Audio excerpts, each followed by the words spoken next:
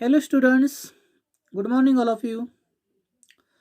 चला फटाफट जे ग्रुपमध्ये जॉईन होणार आहे त्यांनी मला गुड मॉर्निंगचा मेसेज 2 मिनिटात सेंड करावा. आपण कालच्या लेक्चरमध्ये डिपेटचा पॉईंट जो आहे तो कंप्लीट केलेला आहे. तुम्ही म्हणताल सर लेक्चर तुम्ही असं का घ्यायला लागलात, बोर्डवरती का घेत नाहीत? तर सध्या पावसाचा सीझन चालू आहे, त्यामुळे आपल्याला सकाळचं लाईव्ह लेक्चर घेता येत नाही. त्यामुळे आपल्याला या फॉर्ममध्ये लेक्चर सध्या चालू आहे आणि एकदम सोप्या भाषेमध्ये हा थेरॉटिकल पॉईंट्स आहे, त्यामुळे काही डायग्राम वगैरे जास्त याच्यामध्ये नाहीत.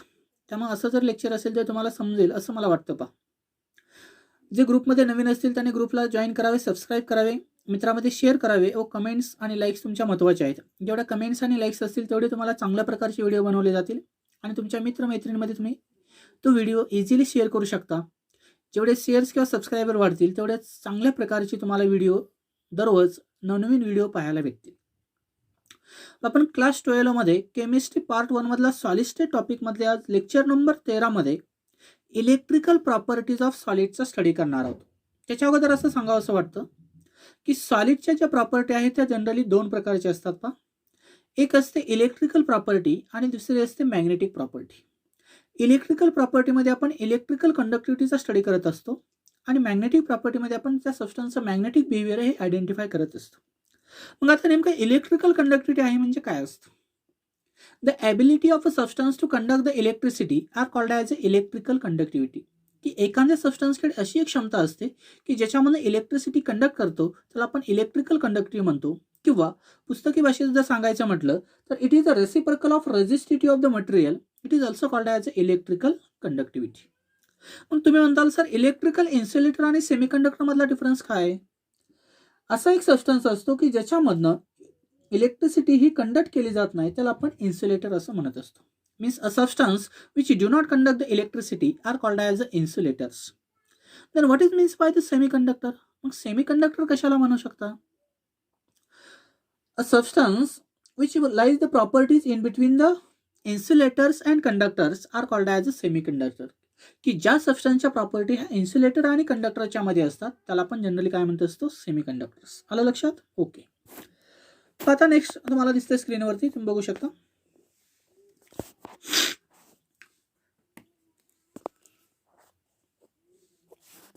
Solid shows very wide range of electrical conductivity.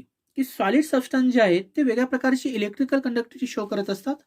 Accordingly solids are classified in to the following 3 categories. आणि त्याच्या आधारे इलेक्ट्रिकल कंडक्टिव्हिटीच्या आधारे सॉलिडचे 3 प्रकार पडलेले आहेत. एक असतो कंडक्टर, दुसरा असतो इन्सुलेटर आणि तिसरा येतो सेमीकंडक्टर. म्हणजे दिलेले सॉलिड सबस्टन्स हे 3 प्रकारचे कार्य करत असतात. एक कंडक्टरचं कार्य करत असतो, एक इन्सुलेटरचं कार्य करत असतो आणि एक सेमीकंडक्टरचं कार्य करत असतो. तर आता कशा प्रकारे कार्य करतो ते आपल्याला स्टेप बाय स्टेप स्टडी करायचं. त्याच्यामध्ये फर्स्ट आहे what is means bye conductor. की कंडक्टर कशाला म्हणणार? एखाद्या सॉलिड सबस्टन्सची इलेक्ट्रिकल कंडक्टिव्हिटीची व्हॅल्यूची रेंज जर 10 to the power 4 to the 10 to the power 7 ohm inverse metre इनवर्सच्या मध्ये जर येत असेल तर समजायचं तो दिलेला सबस्टन्स हा कंडक्टर आहे. लक्षात आलं काय म्हणतो मी? एखाद्या सॉलिड सबस्टन्सची इलेक्ट्रिकल कंडक्टिव्हिटीची व्हॅल्यूची रेंज जर 10 to the power 4 to the 10 to the power 7 ohm inverse metre इनवर्सच्या मध्ये येत असेल तर दिलेला सॉलिड सबस्टन्स हा कंडक्टर आहे असं आपण म्हणत असतो. मग ह्या दोन्ही व्हॅल्यू तुम्हाला पॉझिटिव्ह दिसतात म्हणजे हे कंडक्टरचं कार्य करतात. मग आता नेमकं कंडक्टर कशाला म्हणायचं? Solid having electrical conductivities in the range 10 to the power 4 to the 10 to the power 7 ohm inverse metre inverse are called as a conductors. म्हणजे कंडक्टरमध्ये काय काय एक्झाम्पल सांगता येतील? तुमचे सर्व मेटल असतील, आयर्न मेटल असेल, झिंक मेटल असेल, ॲल्युमिनियम मेटल असेल, कॉपर मेटल असेल किंवा इलेक्ट्रोलाइट असतील, हे तुमचे सर्व इलेक्ट्रिकल कंडक्टरचे एक्झाम्पल आहेत. Metal conduct the electricity bye movement of electron. जे तुमचे मेटल असतात त्या मेटलमध्ये जे इलेक्ट्रॉन प्रेझेंट असतात त्या इलेक्ट्रॉनच्या मुवमेंटमुळे कंडक्टिव्हिटी मेटलमध्ये पास झालेली दिसते.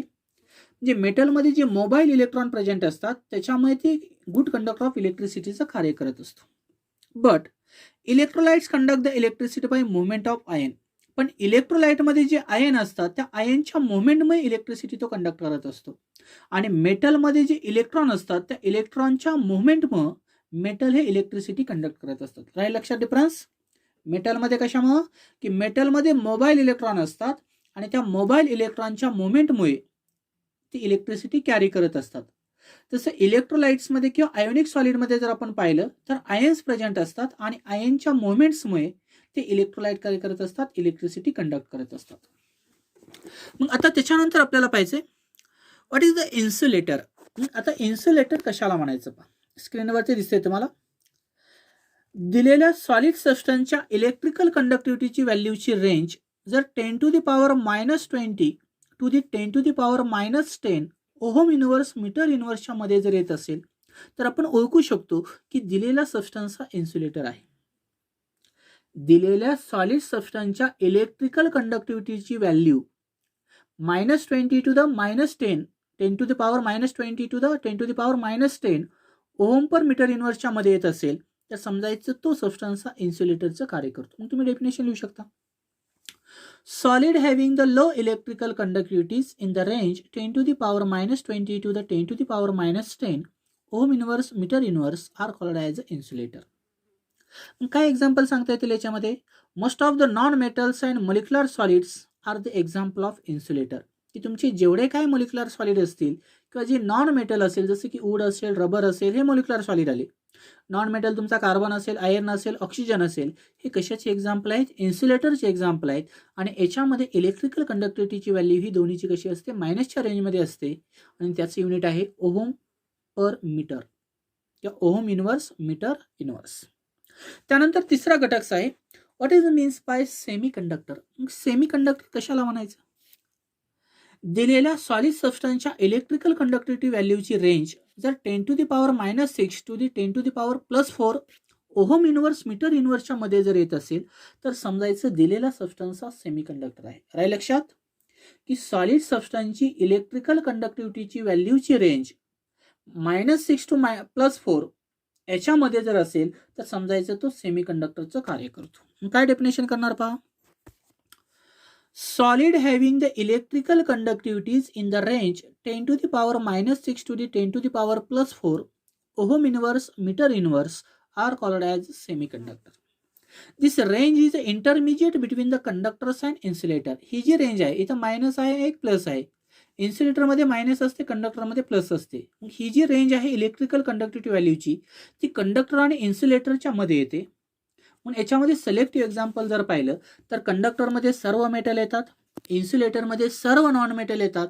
तसंच सेमी कंडक्टरमध्ये मेटलाइट्स येतात, कारण मेटल आणि नॉन मेटलच्या प्रॉपर्टी काय असते? इन बिटवीनची मेटलाइट असते. आपल्याला माहिती आहे 10वीपासून. मेटल आणि नॉन मेटलच्या प्रॉपर्टी कोण शो करतं? मेटलाइट्स. तसंच सेमी कंडक्टर हा कंडक्टर आणि इन्सुलेटरच्या मधली प्रॉपर्टी शो करतो, कारण कंडक्टरमध्ये प्लसमध्ये व्हॅल्यू असते आणि इन्सुलेटरमध्ये मायनसमध्ये व्हॅल्यू असते. तसं सेमी कंडक्टरमध्ये -6 to +4 येत असते. म्हणजे हा कशाचं कार्य करतो? सेमी कंडक्टरचं. And it is intermediate properties between the conductor and insulator. आणि कंडक्टर आणि इन्सुलेटरच्या मधली तो प्रॉपर्टी शो करतो. म्हणून याच्यामध्ये एक्झाम्पल हे सर्व मेटलाइट्स येतात, जसे की सिलिकॉन असेल, जर्मेनियम असेल, आर्सेनिक असेल, बोरॉन असेल. हे जे एक्झाम्पल आहेत ते कशाचे आहेत? सेमी कंडक्टरचे. राय लक्षात. कंडक्टरमध्ये काय होतं? जी व्हॅल्यू असते इलेक्ट्रिकल कंडक्टिव्हिटी ती प्लसमध्ये असते, इन्सुलेटरमध्ये ती व्हॅल्यू मायनसमध्ये असते, सेमी कंडक्टरमध्ये -2 to + असते. तिन्हीमध्ये इलेक्ट्रिकल कंडक्टिव्हिटीच्या व्हॅल्यूचे युनिट काय आहे? ओहम इनव्हर्स मीटर युनिट्स आहे.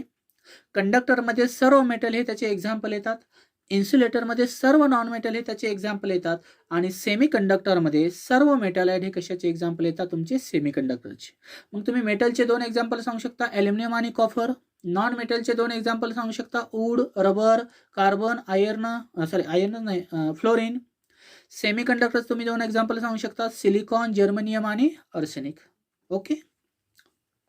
आता त्याच्यानंतर आपल्याला माहित पाहिजे what is means by band theory. की बँड थेरी कशाला म्हणायचं? Electrical conductivities of solid metal, non metals and metalloids are explain in terms of band theory.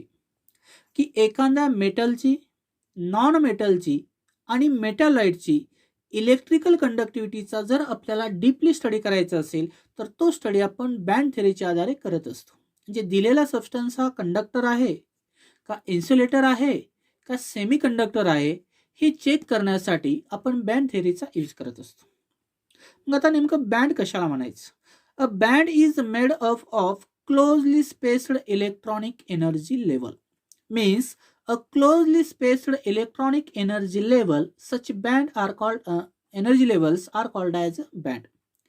की एखादी एनर्जी लेवल जी असते ते आपल्या होरिझॉन्टल लाईन असतात पहा, आणि होरिझॉन्टल लाईनमध्ये इलेक्ट्रॉन प्रेझेंट असतात.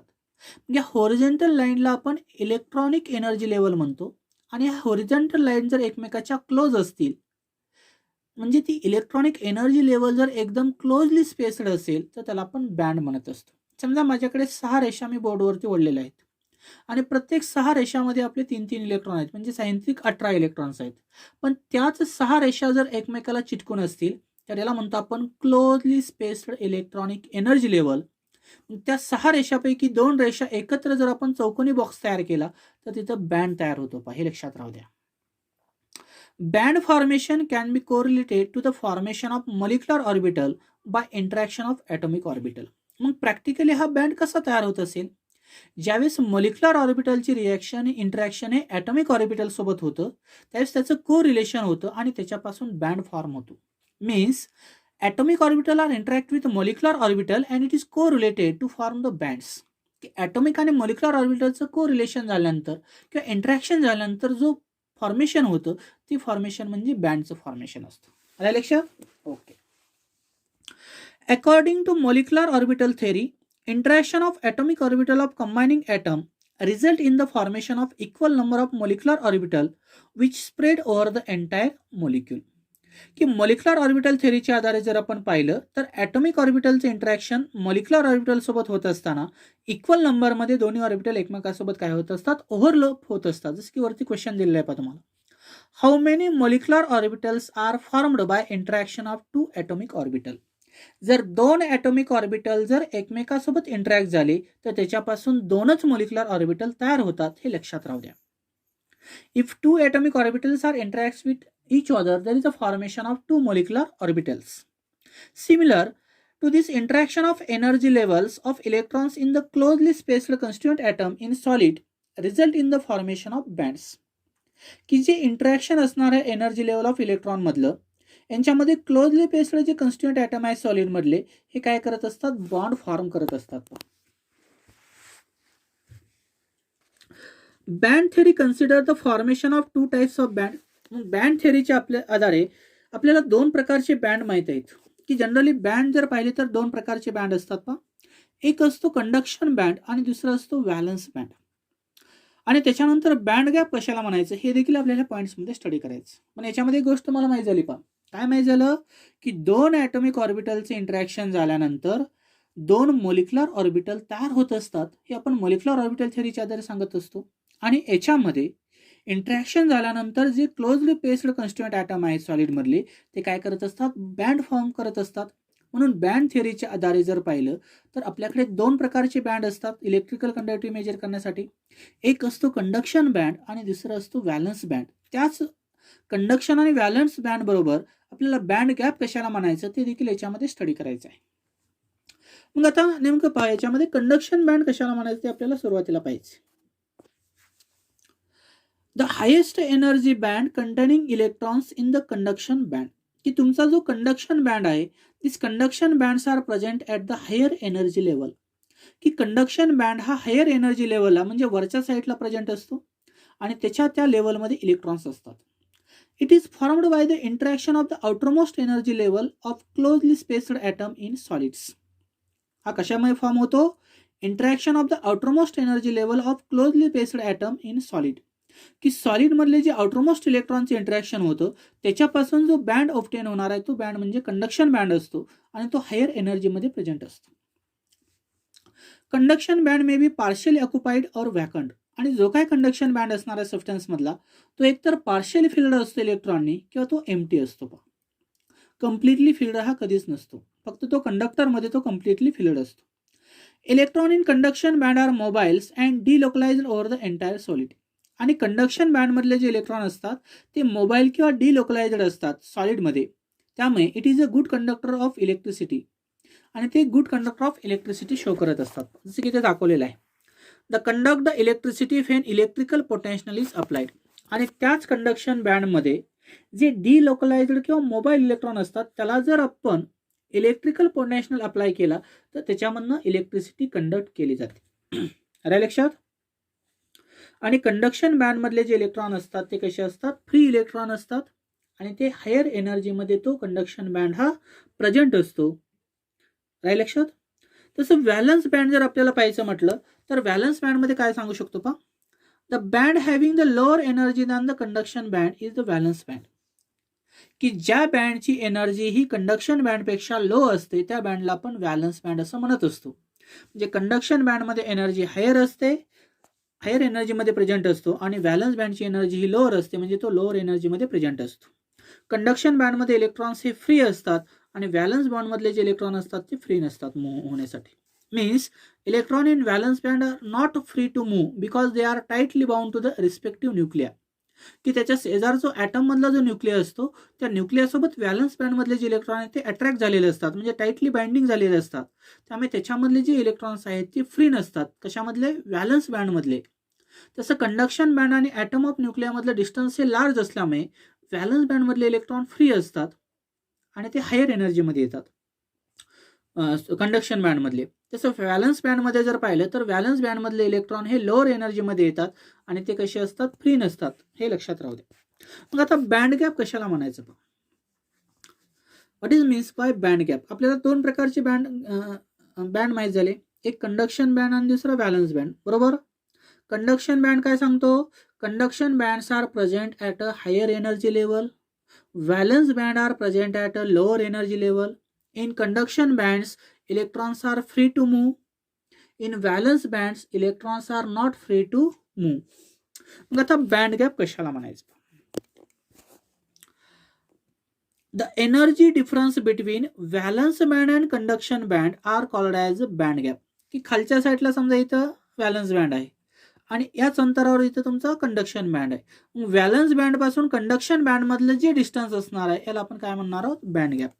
Means energy difference between the valence and conduction band are called as a band gap. की लोअरला तुमचा व्हॅलन्स बँड असेल आणि अप्परला कंडक्शन बँड असेल, ह्या दोघांमधला जो एनर्जी डिफरन्स असणार आहे त्याला आपण काय म्हणतो, बँड गॅप्स म्हणतो. Size of the band gap decides whether the electrons from valence band can be promoted to vacant conduction band or not when the band gap is too large to promote the electrons from valence band to vacant conduction band by the thermal energy. It is called as a forbidden zone. आता पहा काय म्हणतो इथं, size of band gap. जर आपल्याला band गॅपची size ठरवायची असेल तर ती कशावर डिपेंड आहे पहा, electrons from the valence band can be promoted to the vacant conduction band. जर व्हॅलन्स बँड मधले इलेक्ट्रॉन जर वॅकंट कंडक्शन बँड मध्ये प्रमोट होत असतील किंवा नसतील, त्यावेळेस याच्यामधला जर इलेक्ट्रॉन गॅप असणार आहे तो कसा असतो, व्हेरी लार्ज असतो आणि त्या गॅपला आपण फॉरबिडन गॅप किंवा फॉरबिडन झोन असं म्हणत असतो. When band gap is small, electrons from higher energy level is in valence band can be promoted to the conduction band. आणि दिलेला बँड गॅप जर स्मॉल असेल तर व्हॅलन्स बँड मधले इलेक्ट्रॉन हे कंडक्शन बँड मध्ये इझिली प्रमोट होत असतात. त्याला म्हणतो आपण एनर्जी डिफरन्स हा कमी असेल. आणि एनर्जी डिफरन्स जर लार्ज असेल तर व्हॅलन्स बँड मधले इलेक्ट्रॉन हे कंडक्शन बँड मध्ये इझिली प्रमोट होत नाहीत आणि त्या दोघांमधला जो गॅप असतो तो लार्ज असतो आणि त्या गॅपला आपण फॉरबिडन गॅप किंवा फॉरबिडन झोन असं म्हणत असतो. काय लक्षात. But when band gap is small, electrons from higher energy level in valence band can be promoted to the conduction by the absorption of energy, that is the thermal or electromagnetic energy. पण तोच band गॅपची value जर small असेल तर valence बँडमधून electron हा conduction बँडमध्ये promote होत असतो bye absorbing the thermal और इलेक्ट्रोमॅग्नेटिक एनर्जी. आणि तिथला जो डिफरन्स असणार आहे तो कसा असतो, बँडमधला कमी असतो. मग याच्यामध्ये पहा तुम्हाला दिसतं इथं the band gap energy value of the few solids. काही सॉलिड दिले तर त्याची बँड गॅप एनर्जी व्हॅल्यू दिलेली आहे. पहा डायमंडची व्हॅल्यू आहे 5.47 इलेक्ट्रॉन व्होल्ट, सोडियमची आहे 0, सिलिकॉनचे आहे 1.12 इलेक्ट्रॉन व्होल्ट आणि जर्मेनियमचे आहे 0.67. तर असे वेगळ्या प्रकारचे हे तुमचे सॉलिड होते, कंडक्टर, इन्सुलेटर, सेमीकंडक्टर. त्यानंतर बँड थिअरी कशाला म्हणायचं, त्याच्यामध्ये दोन प्रकारचे बँड होते. त्यानंतर बँड गॅप कशाला म्हणायचं, फॉरबिडन झोन कशाला म्हणायचं, तर ते आपल्याला आज माहीत झालं. उद्याच्या लेक्चरमध्ये आपण त्याच्यामध्ये मेटल्स, इन्सुलेटर आणि सेमीकंडक्टर कशाला म्हणणार आहेत ते पाहणार आहोत आणि शेवटच्या लेक्चरमध्ये आपण मॅग्नेटिक प्रॉपर्टीचा स्टडी करणार आहोत. थँक्यू.